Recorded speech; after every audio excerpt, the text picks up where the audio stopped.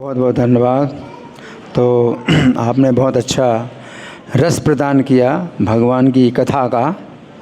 तो यहाँ पर प्रहलाद महाराज कह रहे हैं कि आपकी लीला कथाओं का जब मैं वर्णन करूँगा तो सबसे पहले क्या होगा, गुण विप्र मुक्तो, मैं 3 गुणों से मुक्त हो जाऊँगा। तो पहला जो परिणाम है भगवान की कथा का वर्णन करने का वो यह है कि 3 गुणों से हम मुक्त हो जाते हैं।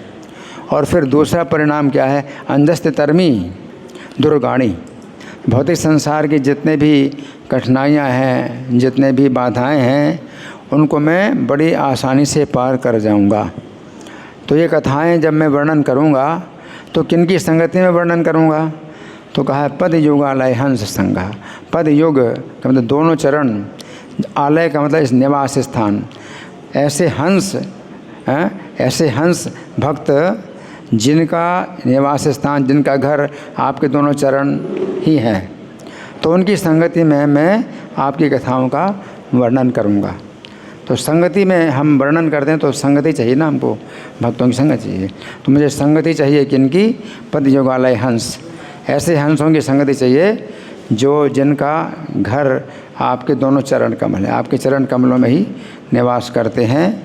तो ये जो है आपकी भगवान, आपकी जो लीला कथा का जो वर्णन है, इसका जो है इतना प्रभाव है कि बिना प्रयास के हम संसार की कठिनाइयों से हम मुक्त हो जाते हैं। और अच्छा बताया प्रभु जी ने कि भगवान की लीला कथा का अगर वर्णन करते हैं तो कोई ज़रूरत नहीं कि उनके धाम जाएं। तो यहाँ प्रहलाद महाराज भी वही बात कर रहे हैं कि मैं गुणों से मुक्त हो जाऊँगा, 3 गुणों से मुक्त हो जाऊँगा।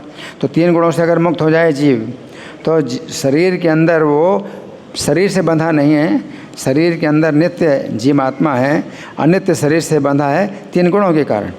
तो 3 गुणों से अगर मुक्त हो गया तो शरीर से बंधा नहीं है, क्योंकि 3 गुण ही जीवात्मा को शरीर से बांधते हैं। तो 3 गुणों से मुक्त हुआ तो शरीर से बंधा नहीं।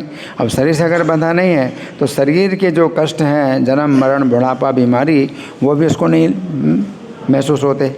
तो फिर जो है जन्म भी लेते रहें, चाहे जितने भी जन्म लेते रहें, इसमें जो है फिर कोई शरीर के कारण कष्ट नहीं होता है।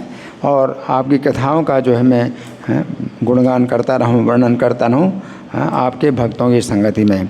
तो ऐसे हंस भक्त जो कि आपके चरण कमलों में ही अपना निवास उनका जिनका निवास है। तो ये जो श्लोक है बहुत विशेष है। आज हयगिरि प्रभु ने प्रवचन दिया राधा पार्थसारथी के चरणों में, परंतु इस श्लोक का इतिहास भी है।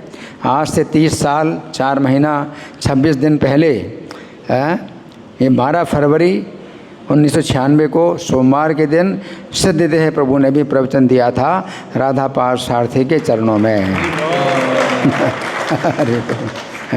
तो वो जो दिन था सोमवार का था, जबकि आज क्या है, बुधवार।